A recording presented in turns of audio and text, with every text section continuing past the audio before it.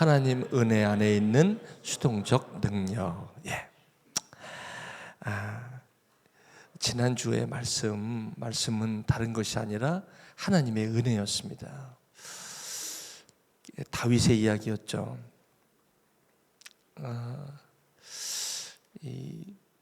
하나님의 은혜를 우리가 이렇게 묵상하면서 요즘은 저는 그 하나님의 은혜에 너무 참 감사합니다.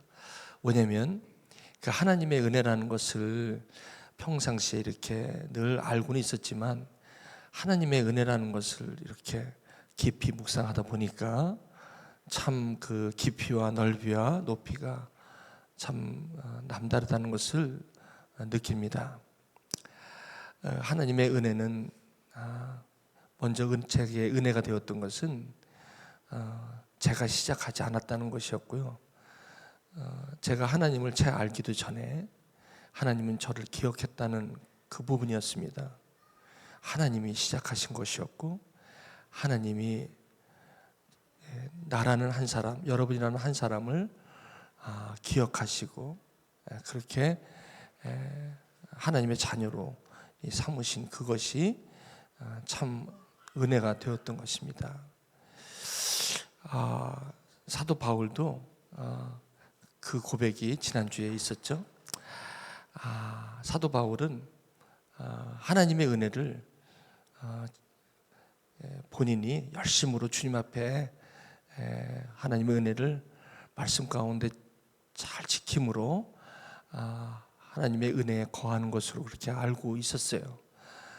그날 어느 날 다메섹에 올라갈 때 정말 믿는 기독교인, 예수가 그리스도인 것을 믿고 살아가는 그런 초기 크리스찬들에게는 너무나도 정말 안타까운 일이지만 그들을 핍박하기 위하여 올라가는 그 길에 하나님의 은혜라는 것을 깨닫게 됩니다. 그때 예수님을 인격적으로 이제 만나게 되죠.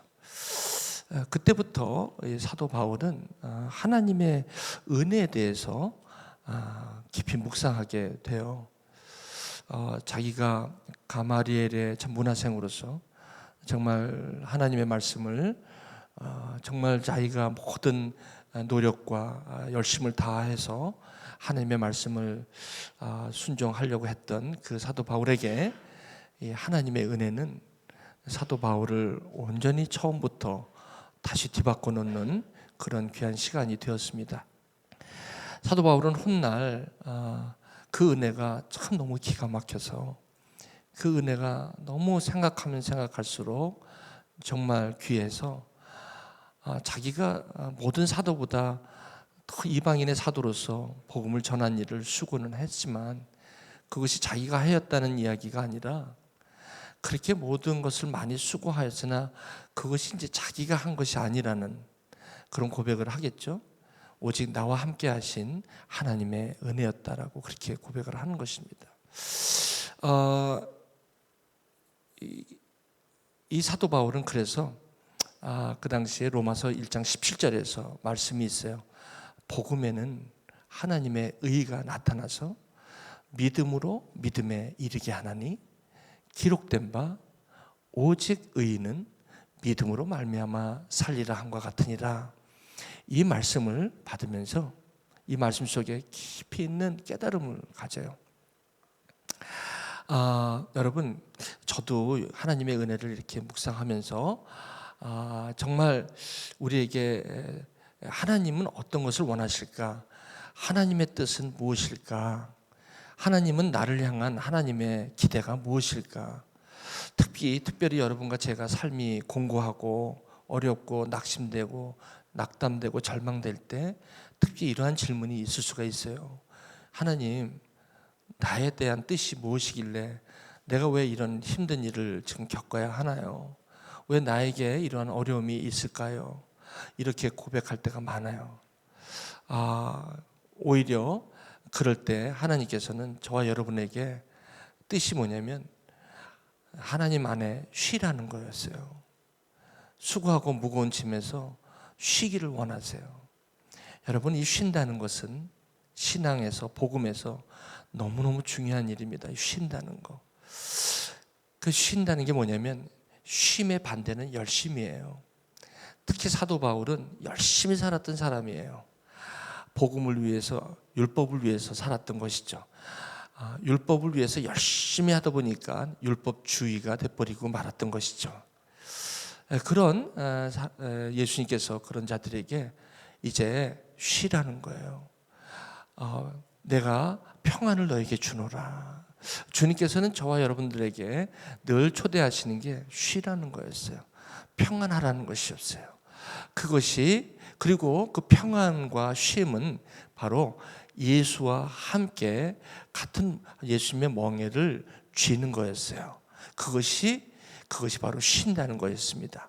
그러므로 우리가 쉰다는 것은 예수님 안에 함께 내가 거할 때 지극히 수동적인 것입니다. 여러분, 요즘 세대를 보시면 세상적인 면에서는 교회나 어디나 적극적인 사고방식을 굉장히 추천합니다. 그리고 적극적인 사고 체계, 이런 것을 굉장히 추천합니다. 그래서 뭐든지 성공적인 삶을 살기 위해서는 매우 적극적이 되라는 것이 사실은 이 세상에서 주는 메시지입니다.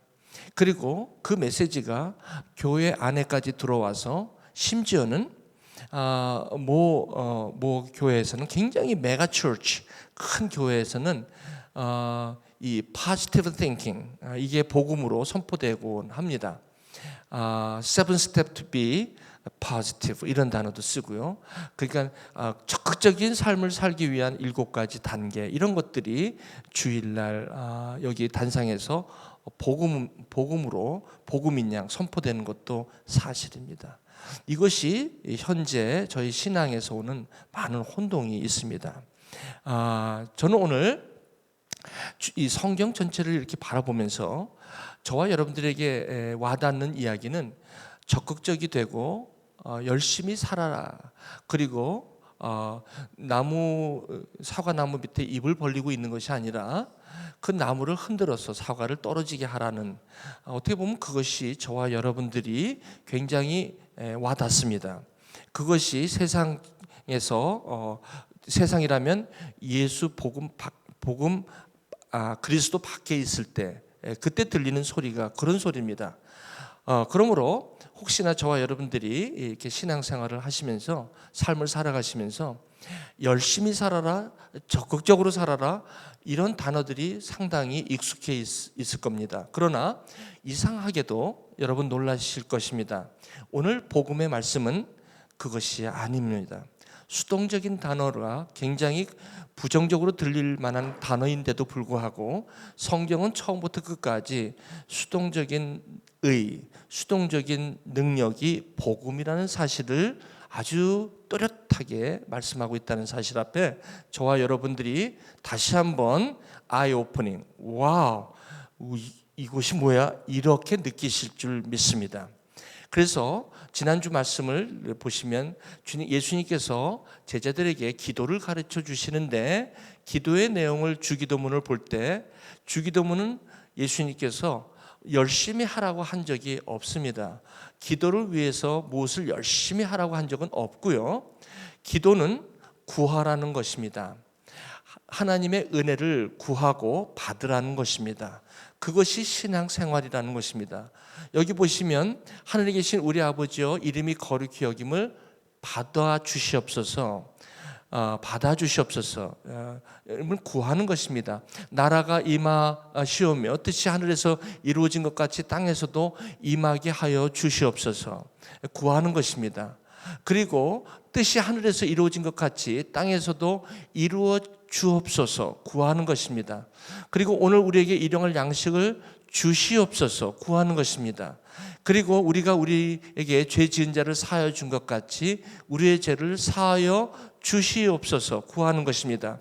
우리를 시험에 들지 말게 하여 주시옵소서. 구하는 것입니다. 다만 악에서 구하여 주옵소서. 구하는 것입니다. 예수님께서 제자들에게 기도하는 내용이 열심히 나를 위해서 무엇을 하라는 그런 내용은 하나도 없습니다. 예수님께서는 나의 안에 거하라, 너희가 나를 떠나서는 아무것도 할 수 없다라고 말씀을 하십니다. 나는 포도나무에 너희는 가지라고 정체합니다. 아이덴티파이 하는 것을 보면 절대로 하나님께서 믿음으로 말미암아 의롭다함을 받은 저와 여러분들에게는 무엇을 열심으로 우리를 초대하고 있지 않다는 사실 앞에 우리는 깜짝 놀랄 수밖에 없습니다. 그러므로 적극적으로 열심으로 하나님은 그것을 원하시는 분이 아니라는 사실 앞에 저와 여러분들이 놀랄 수밖에 없다는 것입니다. 여러분, 이 말씀을 들으면서 이건 또 무슨 소리야? 왜 적극적으로 살지 말아야 돼? 왜 열심히 하는 게 안 좋아? 잠깐만요. 한번 들어가 보실게요. 지난주에 이 다윗이 이제 하나님의 은혜 가운데 살다가 자기가 자기의 성을 잘 짓고 나서 하나님을 위해서 집을 지으려고 할 때, 그때 하나님께서 내 집을 짓지 말라고 나단 선지자에게 부탁을 하십니다. 나단 선지자는 다윗이 하나님의 전을 짓는다고 할 때 굉장히 좋아했어요. 왜? 하나님을 위해서 열심히 하는 것, 또 하나님을 위하여 적극적으로 그렇게 하는 것에 대해서 아마 좋았던 모양입니다. 나단 선지자가. 그래서 다윗 성도가, 왕이라도 성도죠, 옳거니 그렇게 하십시오 했는데 하나님께서 나단 선지자에게 나타나셔서 안 된다. 집은 다윗이 내 집을 짓는 것이 아니다. 이런 말씀을 나눴죠, 지난주에. 하나님의 은혜는 위로부터 내려가는 거지 다윗이 그 은혜를 갚으려고 갚아지는 것이 아니다라는 말씀을 하셨죠. 은혜는 받아 누리는 것이고 그 은혜는 나누는 것이라고 말씀을 지난번에 하셨죠.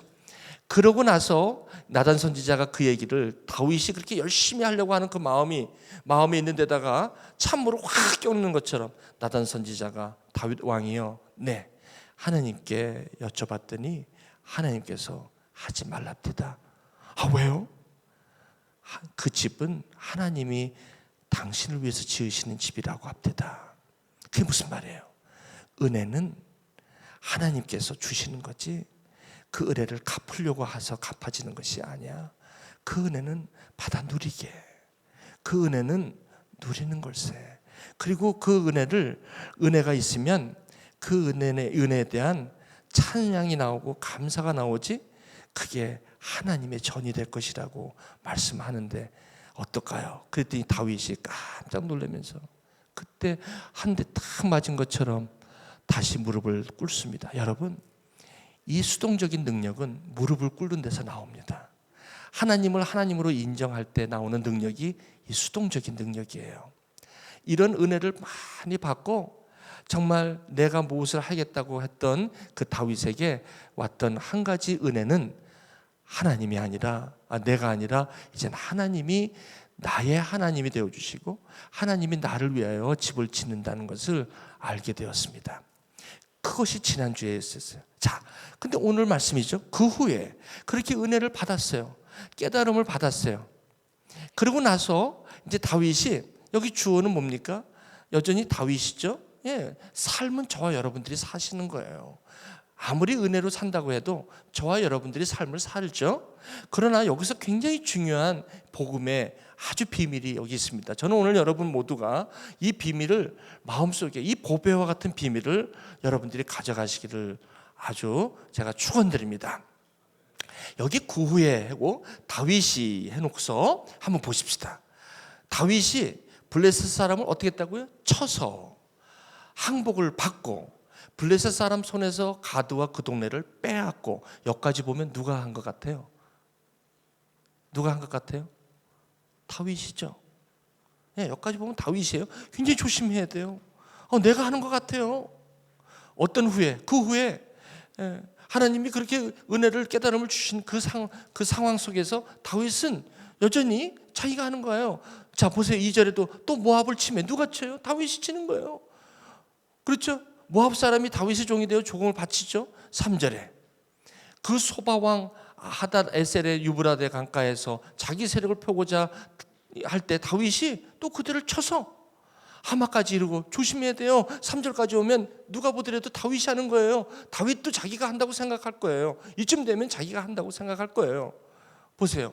다윗이 그에게 병거 1000대와 기병 7000명과 보병 2만 명을 빼앗고 여기까지 보세요. 얼마나 전 다윗이 능력 있게 하는지 몰라요.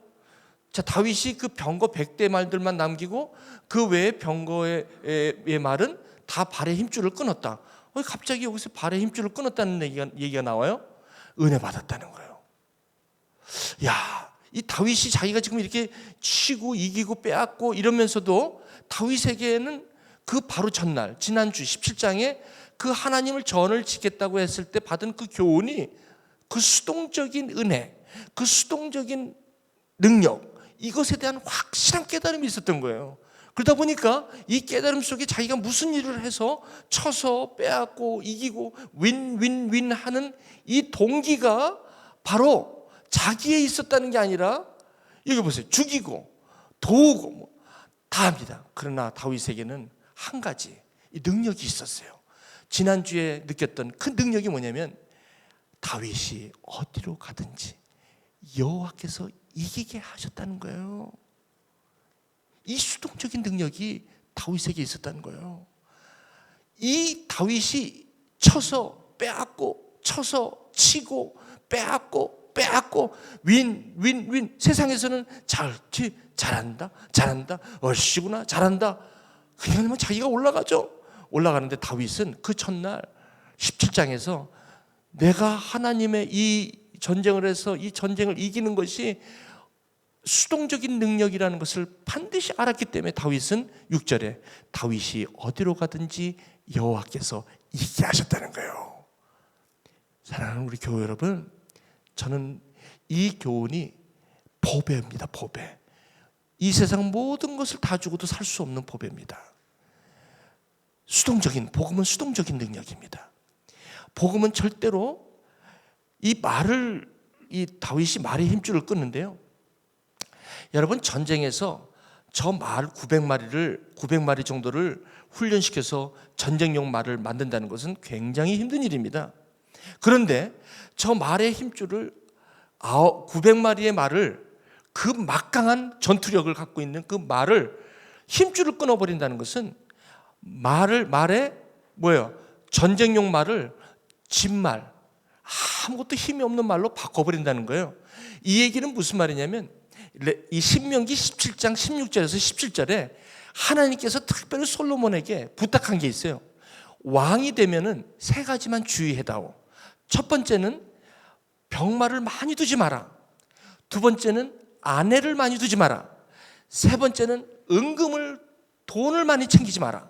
이 3가지를 왕에게 그렇게 부탁하셨어요. 그 신명기 17장 16절에서 17절에 그 말씀을 주셨어요. 솔로몬은 이 말씀을 수동적인 능력이 아니라 처음에는 막 은혜를 받고 지혜를 달라고 수동적인 능력을 막 구했어요. 그러나 얼마 가지 않아 거기에 자기 능동적인 능력으로 자꾸 바꾸면서 자꾸 애굽에 내려가서 병마를 쌓았고 심지어는 병마를 유수들을 갖다가 다시 고쳐갖고 다시 재수출까지 할 정도로 그렇게 돼요. 결국 솔로몬은 하나님의 마음을 떠나요. 뭐 때문에? 솔로몬은 자기의 왕권을 누리려고 할 때 솔로몬은 이미 하나님의 은혜를 저버리고 만답니다. 근데 그 다윗은 여기 보십시오. 그 말의 힘줄을 끊는 거예요. 여러분, 대단한 능력입니다. 이 수동적인 능력은 참 저는 여러분에게 말을 끊읍시다, 말의 힘줄을 끊읍시다라고 얘기하고 싶지가 않습니다. 여러분, 다윗은 저 말의 힘줄을 끊기까지 저 자기가 저걸 갖고 있으면 얼마나 든든합니까? 얼마나 자기의 왕권을 유지하는 데 도움이 되겠습니까? 그러나 하나님의 말씀이 저거를 그렇게 두지 말라는 말씀에 자기가 그것을 끊기 위해서는 자기 의지와 열심 갖고는 안 된다는 것입니다. 이 수동적인 능력은 절대로 저와 여러분의 의지로 되는 것이 아니라는 것입니다. 이 복음의 능력, 은혜 아니면 이게 안 된다는 것이에요. 그래갖고 다윗이 저 발의 힘줄을 끊는데 어떤 일이 있었냐면 바로 그 전 17장에 하나님의 성전을 짓는 일에 큰 은혜를 받았던 거예요. 주여, 내가 누구니까? 내가 나된 것은 하나님의 은혜로다. 내가 여기까지 온 것도 하나님의 은혜요. 내가 저기 광야에서 10년을 왔다 갔다 할 때 그때까지 나를 버리지 않으시고 나를 유다의 왕으로 온 이스라엘 왕으로 세우신, 목자로 세우신 분은 하나님의 은혜라는 것이 지난 장에서 회복이 된 거예요. 회복이 되다 보니까 이 말이 이렇게 올 때 이것이 은혜가 있으니까 이걸 끊어버리는 거예요. 이걸 끊어버리는 거예요. 여러분, 이 말의 힘줄을 끊는다는 게 뭐냐면요, 내가 볼 때 이거 있으면 나한테 소중해, 이거 있으면 나한테 좋아, 세상에서요 말하는 모든 정말 유익한 것들이 나한테 있으면 좋아요. 그래서 참 우리가 약하게 될 때, 신앙이 약하게 될 때가 언제냐면, 하나님, 나 모든 거 다 하나님 앞에 말씀 잘 듣고 예배도 잘 드리고 그러잖아요. 그런데 요것만큼은 좀, 하나님 아시죠? 알아요. 요거는 내가 하지 말아야 되는 건 알지만 너무 아까워요. 10개 중에 9개는 다 하잖아요. 하나님 마음만 하나님한테 있으면 되지. 그렇죠? 하나님 마음을 보신다고 했잖아요. 중심을. 그러니까 요거 하나는 그냥 내가 알아요. 이것까지도 하나님이 원하시는 거 내가 아는데 요거는 내가 좀 요번만큼은 가지고 있을게요. 하나님 마음이 중요하잖아요. 이 말씀을 여러분 들을 때 여러분 마음 어떠세요? 찔끔하지 않으세요? 목사님이 내 얘기를 해? 제 얘기를 하는 겁니다. 여러분 얘기가 아니라 오해하지 마십시오. 이런 갈등이 꽤 많아요. 이 갈등이요 수시로 찾아와요. 그런데 이 수시로 찾아오는 게 아니라 이제는 무뎌져 갖고 뭐 그냥 오는 대로 닥치는 대로 그냥 내가 하는 거지. 뭐 하나님이 원하시는 건 내가 알긴 알지만 그건 성경에 있는 얘기지. 그건 성경에 있는 얘기지. 뭐 나의 삶하고 지금 연결돼. 그렇죠? 그렇게 살 때가 많습니다. 그런데요, 하나님께서는 뭐라고 말씀하시냐면 이 말의 힘줄을 끊는 다윗을 본 거예요. 주님께서는요, 내가 너의 하나님이 되기를 원해요. 주님은 그거 하나, 그래. 여러분, 이제 뭐 여러분도 이제 잘 아시지만 어떤 귀한 뭐 여러분 몸에 어떤 일이 있어서 이제 이왕이면 좋은 병원을 여러분 찾아가실 때가 있잖아요. 특별히 어떤 좀 까다로운 어떤 그런 건강상의 여러 가지 있으면 여러분 좋은 병원, 좋은 의사를 찾아가기 마련이잖아요. 그렇죠?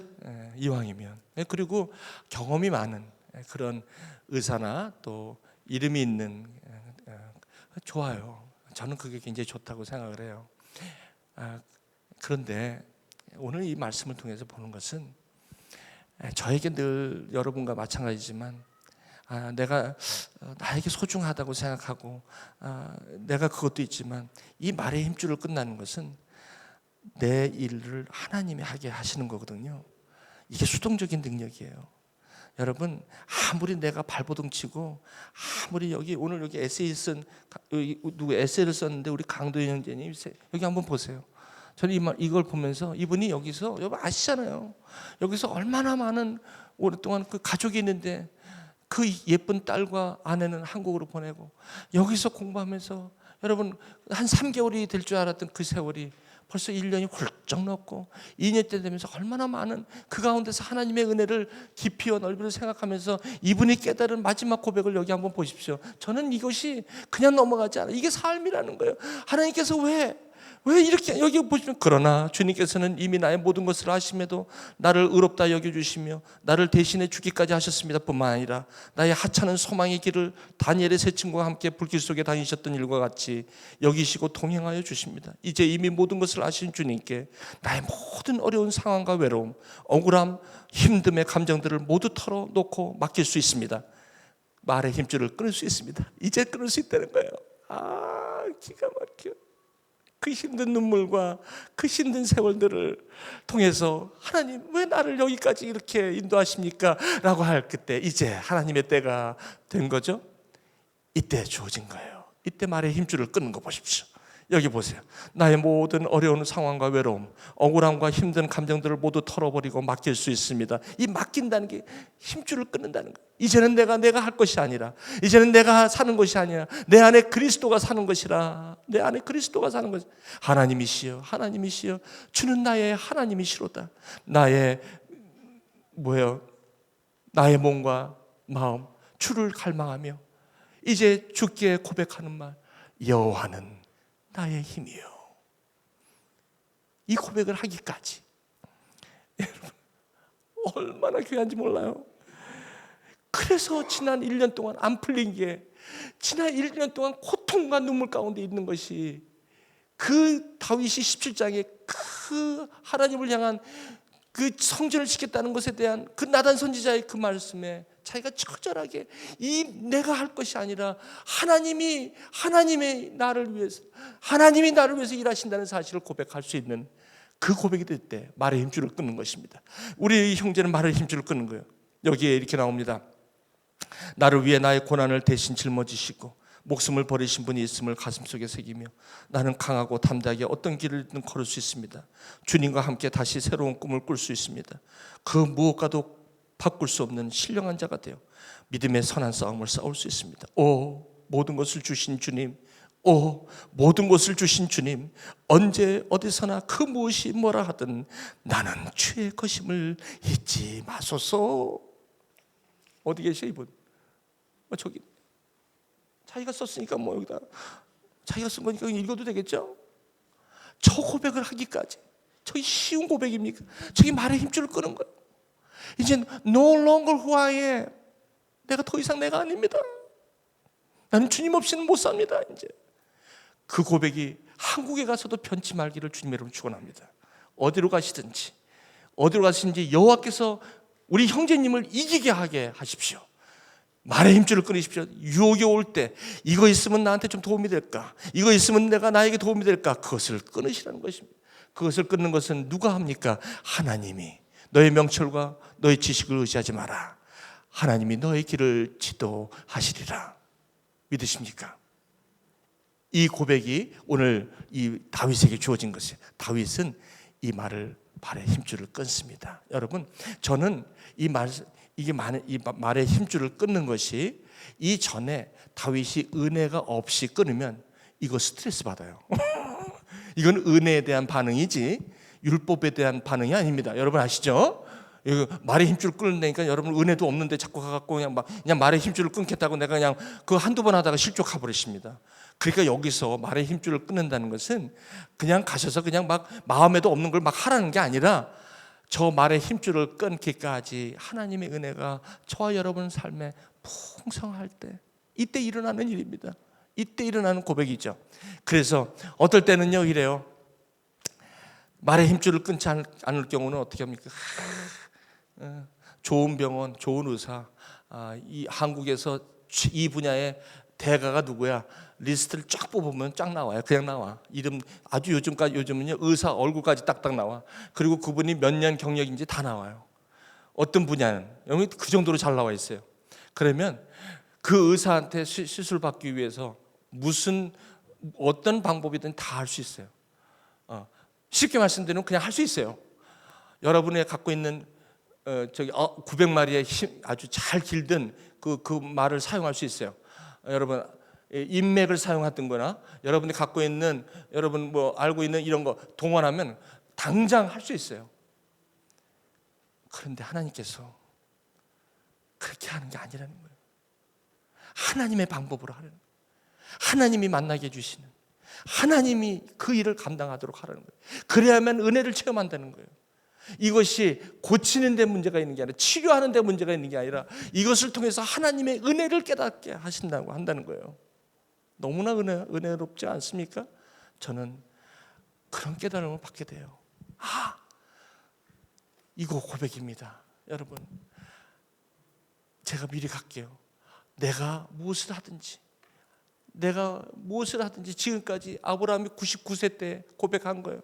86세에 힘이 있을 때는 내가 이삭을 낳아보려고 이리 뛰고 저리 뛰고 해봤어요. 86세에 하가를 데려다가 그냥 한번 아기를 낳고자 하면 이삭을 낳으려고 했어요. 근데 이스마엘이 되었지만 그게 뭐예요? 적극적으로 뭘 해보려고 할 때 하나님께서 나타나지 않으세요. 가만히 계시다가 창세기 17장에 아브라함이 99세 때 이제 힘도 없어, 아기 낳을 데가 없어, 이때는 능동적으로 뭘 할래야 할 수 없어, 이때는 오직 수동적인 은혜밖에는 바라지 못할 그때 여호와 하나님이 아브라함에게 나타나십니다. 여호와께서 아브라함에게 나타나서 어느 때? 99세 때 이젠 내가 할 수 없어요. 이젠 더 이상 내가 할 수 있는 게 아무것도 없어요. 내가 해보려고 이것 이리 뛰고 저리 뛰고 다 해봤지만 이제 할 수 없어요. 이때 하나님, 이제 하나님밖에 없어요 할 때까지 나타나지 않으시다가 이제 그래 다 해봤냐, 이제 내 은혜가 필요하냐, 아브라함아 레슨 하면서 여호와께서 아브라함에게 나타나셔서 그에게 이르시되 나는 전능하신 하나님이라, 너는 내 앞에서 행하라, 완전하라. 이게 무슨 말이냐면 이제 내 말의 힘줄을 끊을 수 있느냐, 이제 나를 의지할 수 있겠느냐. 아직도 86세에 그 힘이 있을 때 능력의 어떤 은혜로 네가 하려고 했던 그 이스마엘을 또 낳으려고 하지 않겠지. 너에게는 이삭이 필요해. 지금 99세야.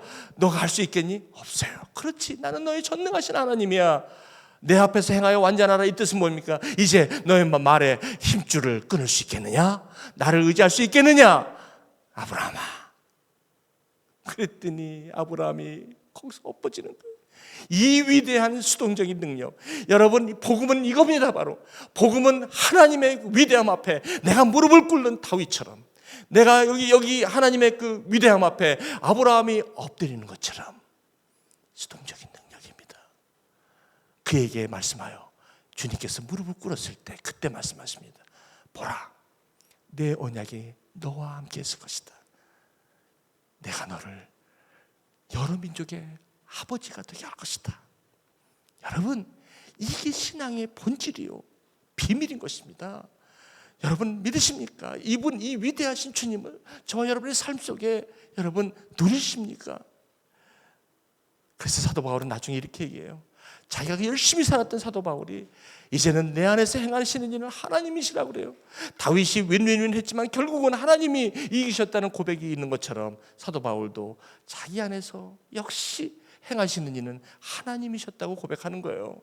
이 수동적인 능력으로 자기가 고백하는 저 믿음을 보십시오. 자기의 기쁘신 뜻, 이건 누굽니까? 하나님의 기쁘신 뜻을 위하여 나에게 소원을 두고 행하게 하신다는 거예요.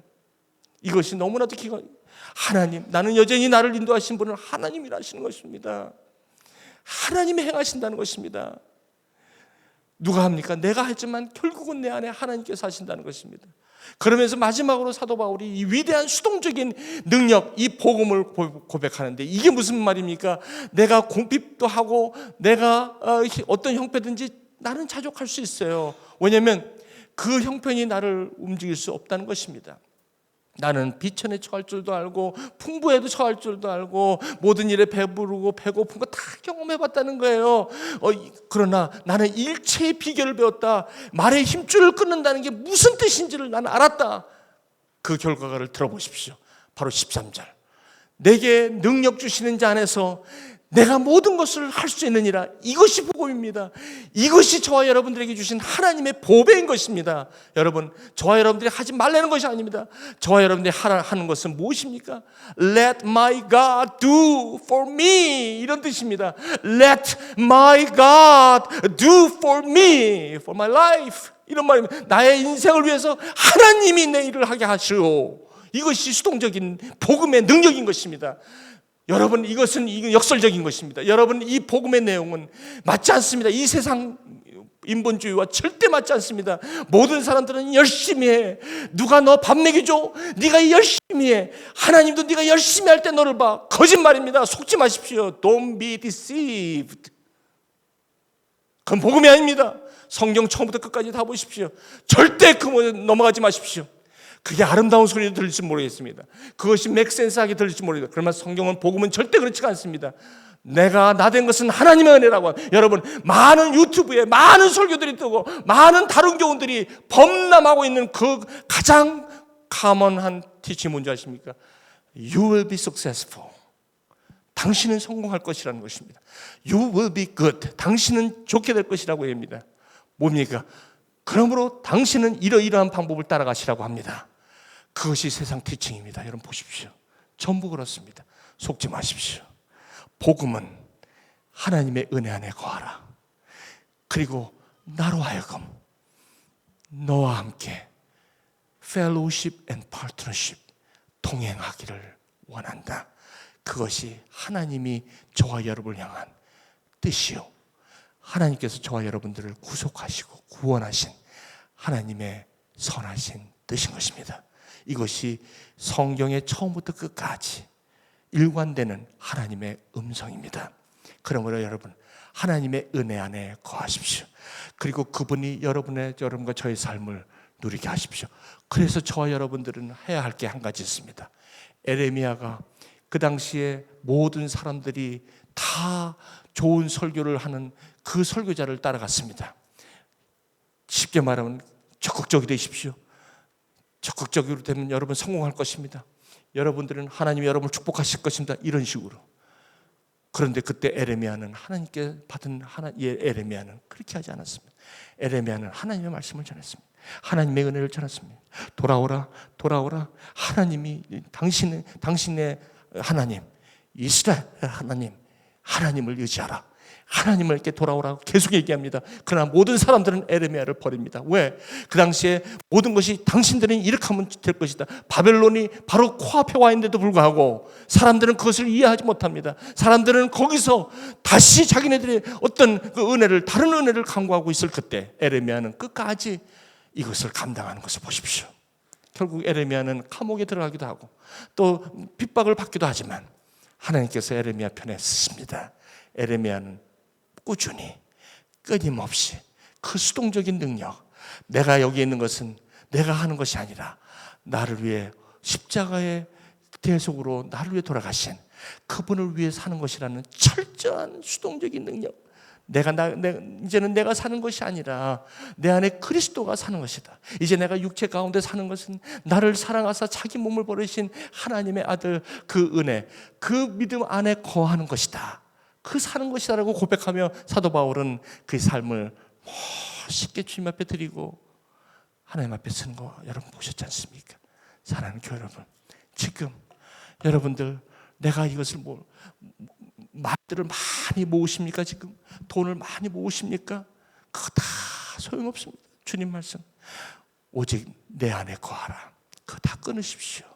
하나님을 의지하십시오. 하나님은 모든 것 위에 뛰어나신, 저와 여러분들을 구원하신, 오늘도 저와 여러분 안에 계셔서 저와 여러분의 신음소리마저도 들으시는 그분에게 응답하십시오. 그분과 나누십시오. 그분과 교제하십시오. 그분과 사귀십시오. That's all you can do. 그것이 저와 여러분들이 할 수 있는 전부입니다. Let your God work through you. 여러분 안에서, 예수 그리스도 안에서, 여러분 안에서 하나님이 여러분의 일을 감당하도록 하십시오. 여러분이 여러분의 인의 집을 짓지 마십시오. 여러분이 조금이라도 염려한다고 해서 키가 한 자나 자랄 수 있다면 하십시오. 여러분이 조금이라도 해서 여러분이 염려함으로 말미암아 여러분이 키가 한 자라도 자라게 한다면 해보십시오. 여러분 1년간 해봐도 안 돼, 2년간 해봐도 안 돼. 결국은 하나님의 은혜가 와야만 나중에 이런 고백을 할 수가 있어요. 여러분 시간이 없습니다. 여러분의 인생에 어디까지 와 있는지 시간이 없어요. 아직도 포지티브 띵킹으로 사신다면 오늘 이 시간에 바꾸십시오. 하나님의 은혜로 가십시오. 하나님이 완전하신 하나님 앞에 행하여 하나님의 은혜로 충만히 사십시오. 그때서야 비로소 바로 하나님이 원하시는 여러분과 제가 감당할 수 없는 그런 위대한 경험을 여러분이 하시게 될 것입니다. 여러분, 여호수아가 결국 요단강에 들어가기 전에 들어가서 결국은 할례를 받아요. 여호수아가 왜 하필이면 적진에 들어와서 할례를 하게 합니까? 바로 뭡니까? 나를 의지하라. 세상 사람들은 안전하기 위하여 요단강을 건너기 전에 할례를 받게 하지만 나는 여호수아 너에게 명령한다. 요단강을 건너라. 요단강을 건너서 그 적진에서 길갈이라는 곳이 있다. 거기서 할례를 하라. 적진인데요. 네가 말의 힘줄을 끊겠느냐? 내가 너의 하나님인 것을 알기를 원하느냐? 건너라. 그리고 길갈이라는 곳에서 할례를 하라. 거기 적진인데요. 할 수 있겠느냐? 아니 왜 하필이면 거기 가세요? 바깥에서 하면 되는데. 나는 너의 하나님이다. 여러분, 이런 갈등 가운데 계신 분 계십니까? 지금 뭘 결정해야 되는데 내가 원하는 곳에 하고 싶을 때가 왜 없습니까? 그러나 오늘 이 주님의 오늘 음성을 들으시면서 한번 할 수 있겠느냐? May I be your God? May I be your God? 내가 너의 하나님이 될 수 있느냐? Not 99%, 100% assurance. 100% assurance로 Can you trust me? Can I be your God? 내가 너의 하나님이 될 수 있느냐?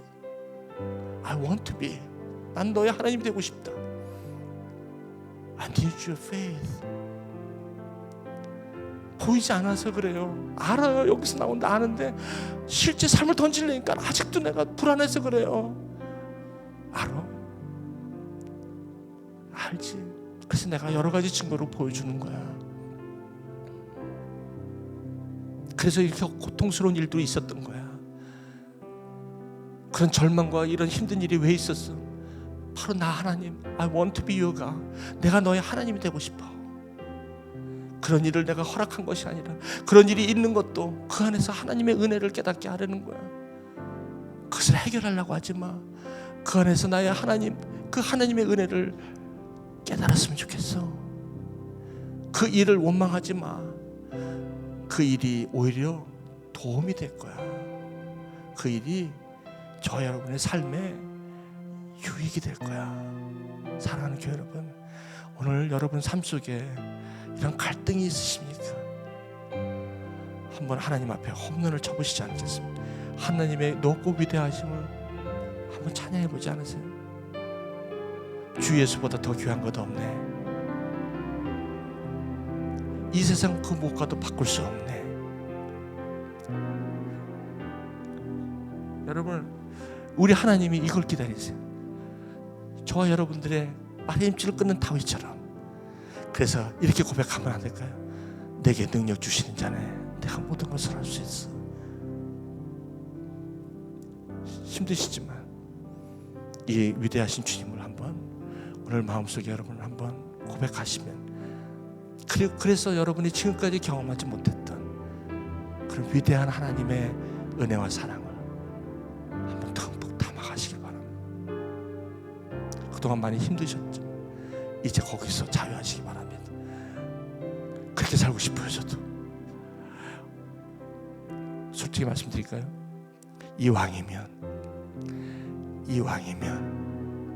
이왕이라는 단어가 저한테 굉장히 유혹이 와요. 이왕이면.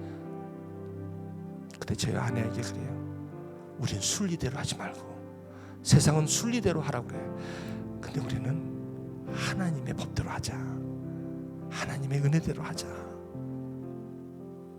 하나님의 은혜대로 하자. 그래서 하나님의 은혜가 무엇인지를 이번에 한번 경험해보자. 사랑하는 여러분, 어떠세요? 한번 해보실래요?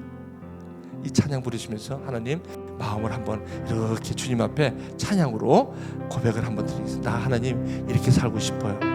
한번 이렇게 고백할까요? 이 찬양을 기도로 한번 부르시기 바랍니다. 주 예수보다 더 귀한 것 없네. 주 예수보다 더 귀한 것은 없네. 이 세상 부귀와 바꿀 수 없네. 영죽을 내 대신 돌아가신 그 놀라 있지. 잠깐만요. 이 찬양이 어디서 나온 줄 아세요? 이 고백이 어떤 사람이 지금은 빌리 그레이엄 목사님 뒤에서 큰 분 영접할 때 그 노래하시는 분이에요. 이분이 갑자기 어느 소속사에서 큰 돈을 주고 계약을 하자고 제안을 받고 집에 와서 밤에 그 거대한 계약 앞에 자기 마음을 보면서 그 말이 너무나 귀한 거예요. 그 말의 900마리가 너무나도 큰 거예요. 근데 주님 앞에서 그 은혜가 너무 컸어. 하나님, 내가 이거를 말에 힘줄을 끊겠습니다. 끊어버려요. 그리고 고백한 게 이 찬양이에요. 그 거대한 계약금 앞에 이걸 끊고 나는 주 예수밖에 없다고 고백한 이 찬양이 이거예요. 다시 한번 불러보시죠. 1절. 이건 그냥 부르기가 너무 그래요. 주 예수보다 같이 한번 불러주세요. 하나님을 의지하는 거죠. 주 예수보다 더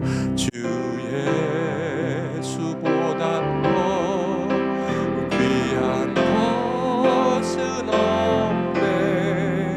이 세상 꾸기와 바꿀 수 없네. 영죽을 내 대신 돌아가신 그 놀라운 사랑 잊지 못해. 이 세상 즐거움 다 버리고 세상 자랑 다 버렸네. 주 예수보다 더 귀한 것은 없네. 예수 밖에는 없네. 여러분 2절 하시면서 여러분 봉헌하시면서 우리 2절 한번 할까요? 주 예수보다 더 귀한 것은 없네. 이 세상 명예와 바꿀 수 없네. 이전에 즐기던 세상 일도 주 사랑하는 뺏지 못해.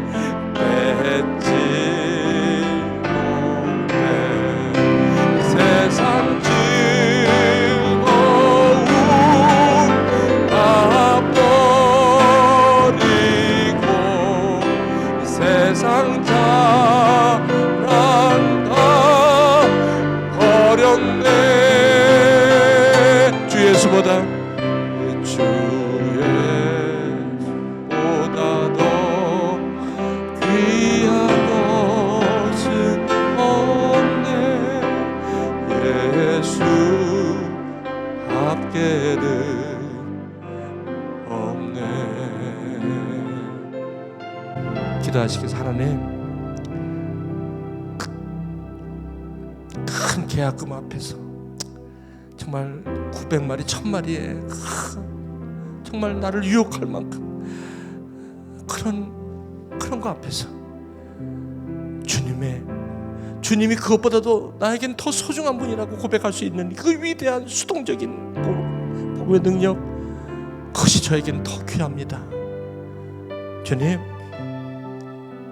오늘 우리 이 찬양을 부르면서 다윗이 그 말에 힘줄을 끄는 그 마음, 아버지 하나님, 우리 여기 기도하는 우리 하나님의 백성들 혹시 하나님의 그 은혜를 이 시간 가고 갈 수 있도록 마음의 결단과 믿음의 은혜를 이 시간 허락하여 주시옵소서. 아버지 하나님, 오늘도 살아계셔서 여기까지 인도하신 주님을 바라보며 아버지 하나님, 이 유혹 앞에 나의 일을 주님이 해결할 수 있도록 주님을 인정하는 그런 아버지 하나님, 여기에 고백과 헌신이 오늘 여기 주님의 헌물로 주님 드립니다. 이것이 아벨의 제물인 줄 믿고 주님이 나의 전부가 있음을 고백하는 마음의 고백으로 이 헌물을 주님 받아 주시옵소서. 감사하며 예수님의 이름으로 기도하옵나이다. 아멘. 우리 3절 할까요? 나와요. 3절. 주 예수보다 더 귀한 것은 없네. 이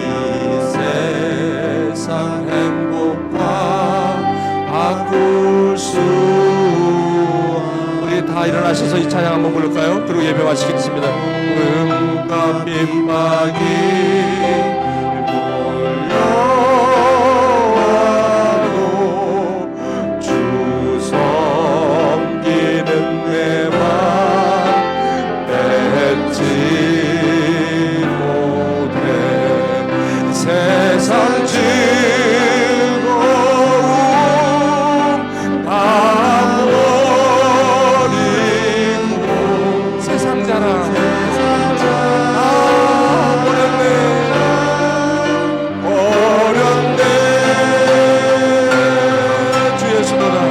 주 예수보다 더 귀한 것은 없네. 예수 밖에는 없네. 기도하시겠습니다. 하나님, 유혹이 많습니다. 보이는 것 때문에 그렇습니다. 이왕이면 쉽게 가고 싶을 때가 많죠. 보이진 하나님보다 보이는 것이 너무 좋은 걸 어떻게 해요? 모르는 거 아니에요. 하나님이 은혜 있는 거 알고요. 지금까지 인도하신 거 알아요. 그런데 막상 일이 닥치면 역시 내 모습은 그저 보이는 것, 그저 내 방법, 내 전략으로 살려가는 그런 모습이 나에게 있어요. 주님, 다윗처럼 에레미야처럼 이때 주님의 은혜를 생각나게 해주세요.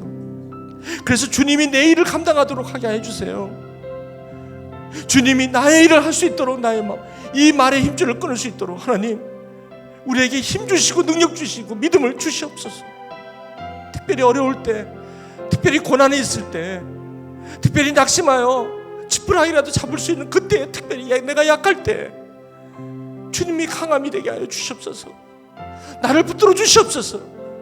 내가 주님이 나에게 강함이 되게 하여 주시옵소서.